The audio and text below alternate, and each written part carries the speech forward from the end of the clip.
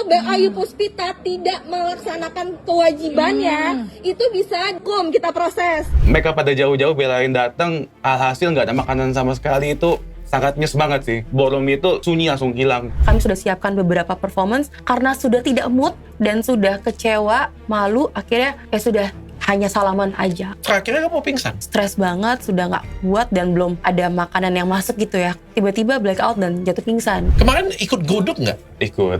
Apa masalahnya sebenarnya sih? Dia juga nggak bisa ngomong apa-apa, dan sempat kita cek juga kalau di mutasinya itu ternyata tinggal 300.000 kalau nggak salah. Korban itu memang nggak hanya klien saja sejujurnya, Dok. Kalau misalkan acara yang kemarin-kemarin itu sudah berjalan, ya memang pahitnya ketahuilah kita vendor-vendor yang berkorban gitu. Suami saya juga WNA ya. Itu yang buat dia dan keluarganya shock. Apakah wedding Indonesia seperti ini?